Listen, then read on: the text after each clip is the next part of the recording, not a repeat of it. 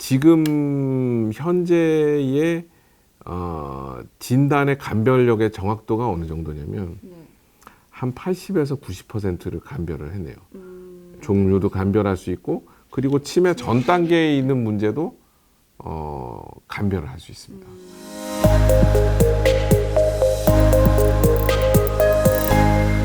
혈관성 치매에 대해서 계속해서 이야기 나눠볼 텐데요. 이번에는 혈관성 치매 어떻게 진단하는지 알아보도록 하겠습니다. 선생님, 네. 혈관성 치매는 진단이 어떻게 되나요? 혈관성 치매나 알츠하이머나 진단하는 건 똑같습니다. 그래서 이제 병원이라든지 뭐 이제 처음에 치매 안심센터나 이런 데 오시게 되면은 이제 여러 가지 이제 평가들도 하고 아까 이제 그 중에 이제 인지기능 검사라는 것들을 하게 되죠. 뭐 기억력이나 집중력이나 뭐 이제 진압력이나 이런 것들을 테스트를 해요. 테스트를 하셔가지고 여기에서 내가 이제 이 나하고 비슷한 연령대, 성별, 교육 정도가 있는 다른 사람들하고 내가 얼마나 차이가 있나를 보는 것이 이제 인지기능 검사이고 이것 이외에도 이제 뭐 기능 우리가 이제 일상생활 수행 능력이라 그래서 뭐 예를 들면은 약속은 잘 하고 계신가, 대중교통은 잘 이용하고 계신가, 그런 지하철은 잘 타시는지, 뭐 약은 잘 드시는지, 뭐 이런 문제에서부터 아주 기본적인 것, 예를 들면은 밥은 잘 먹나, 아니면은 잠은 잘 자나, 아니면 옷은 잘 챙겨 입나, 이런 것들은 이제 기본적인 일상생활 수행 능력이라는데 이런 것도 검사를 하게 되고, 그런 거 플러스 우리가 이제 그 영상 검사라든지 이런 것을 하게 돼요. 그래서 영상 검사는 이제 주로 많이 하게 되는 것이 이제 MRI 검사죠. 그래서 MRI 검사라는 거는 잘 아시겠지만 뇌에 주로 많이 보는 것이 이제 뇌의 형태를 봐요. 그래서 이제 첫 번째는 뇌가 얼마나 위축이 돼 있나를 보기도 하고 감별 진단으로는 뇌졸중이 있나 없나. 그래서 이제 여기에서 혈관성 치매의 에센스가 나타나게 됩니다. 그래서 자료 화면을 보시면 아시겠지만 여기에서 이제 뇌졸중이 어떤 패턴이냐에 따라서 혈관성 치매냐 알츠하이머냐 이렇게 이제 가르기도 하고 그 다음에 이제 그 MRI에서 어디를 침범을 하고 있는가에 따라서 이제 혈관성 치매에 우리가 A형, 이거 좀 A형이란 말이 좀 어렵죠. 예, 그러니까 어떤 종류인가, 예, 이런 것들을 감별도 하고 그렇게 진단을 합니다.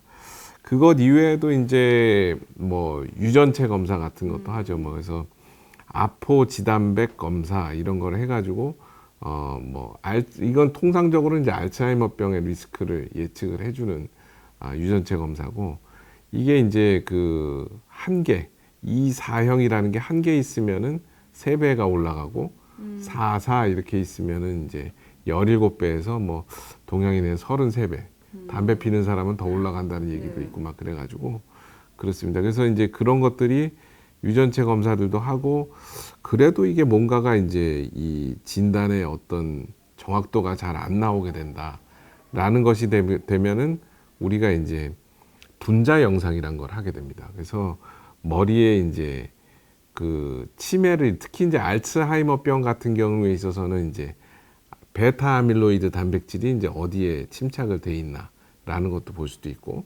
최근에는 이제 타우 단백질이 어디에 쌓여 있나 하는 영상들도 이제 검사를 할 수 있고 그 또 하나 큰 또 검사 중에 하나가 뇌의 대사를 보는 이제 PET 뇌의 포도당 대사 그러니까 뇌가 이제 근본적으로 대사를 하게 돼요. 그러니까 예를 들면은 우리가 뭐 운동을 하던 활성도를 보는 거라고 보시면은 쉽게 보실 수 있어요. 그래서 포도당 대사를 보게 되는 이 대사 펫이 있습니다.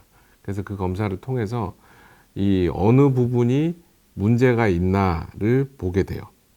근데 이제 그 뇌의 위축이라는 것은 대개 이제 기억력을 관계되는 것은 해마라는 부분이 있고 해마를 요렇게 이제 싸고 있는 이제 내측 측두엽이라는 부분이 있어요. 이제 거기에서부터 이제 기억력이 문제가 생기기 시작을 한다 그러면 대사는 이제 조금 다른 데서 시작을 합니다. 처음에는 베타 아밀로이드나 이런 것들은 그 뇌에 이제 우리가 아까 말씀드렸잖아요. 이게 연결이 많은 곳들, 네. 우리 뇌에서 연결이 많은 곳들은 죄의 역이 이제 가운데에 숨어 있어요.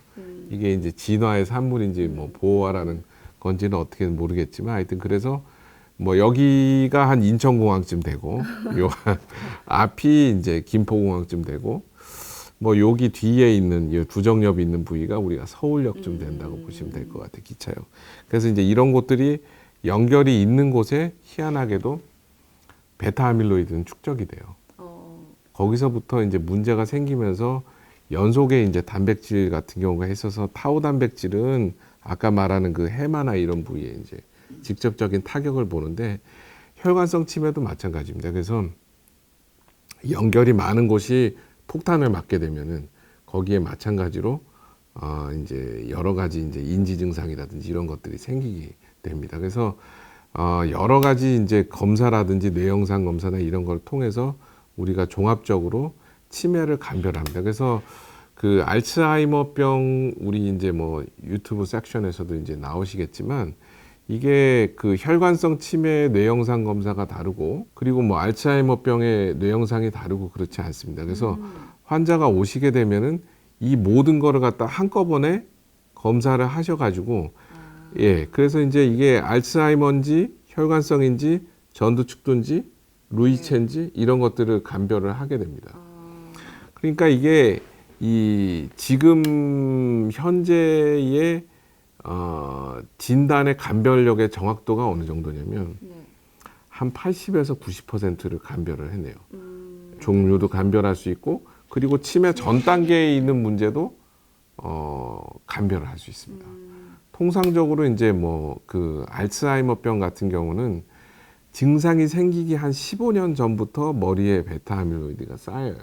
알츠하이머병이라는 것은 30년짜리 병입니다. 통상적으로는. 그러니까 발생돼서 그 말기까지 가시는데 30년짜리 병. 근데 그 반이 증상이 없어요. 머리에 이제 베타 아밀로이드를 가지고 있는 단계가 한 10에서 15년은 그렇게 가고 그 다음에 이제 그 경도 인지 장애가 1에서 5년, 나머지 이제 8에서 10년이 이제 알츠하이머병 이렇게 가는 것처럼 혈관성 치매도 그래요. 그러니까 굉장히 병의 호흡이 긴 병이라고 보시면 됩니다.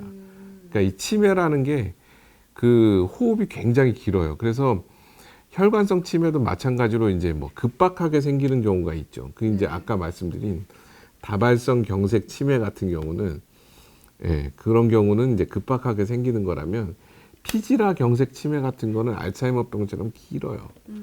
왜냐하면은 혈관들 쬐끄만 혈관들이 이제 이렇게 노화가 일어나 가지고 이제 생기는 예를 들면 밥을 못 먹어서 생기는 현상이라고 보시면 돼요. 서서히 피가 조금씩 부족해서 생기는 그러면서 이제 뇌가 이제 안쪽에서부터 문제가 생기는 그런 치매라고 보시면 되기 때문에 호흡이 길고 그렇기 때문에 알츠하이머병하고 구분이 잘 안 간다고 말씀해서 패턴이 이렇게 서서히 떨어집니다. 아까는 이제 계단식으로 떨어지는 게 아니라 그래서 이제 그런 문제가 있고 그래서 치매가 그 호흡이 긴 병이에요. 그렇기 때문에 관리를 하시는 거 자꾸만 이제 요즘에 이제 조기 발견 뭐 이제 이런 얘기가 나오는 이유도 이게 빨리 발견해서 조치를 취하실수록 이제 이 예후가 많이 달라져서 이 진단을 정확하게 받는 것이 굉장히 중요합니다. 그러니까 이제 실제로 그리고 이제 어르신들이 오셔서 굉장히 많이 궁금해하는 게 뭐냐면 내가 정확하게 무슨 치매이고 내가 어떤 단계에 속해 있습니까? 라고 이제 물어보시는 게 굉장히 또 궁금해요. 그리고 실제로 중요하고 예, 그렇기 때문에 내가 앞으로 어떻게 될지 나의 증상이 어떻게 되고 나는 그러면 어떤 관리를 받아야 할지가 상당히 중요한 문제라고 보시면 되겠습니다.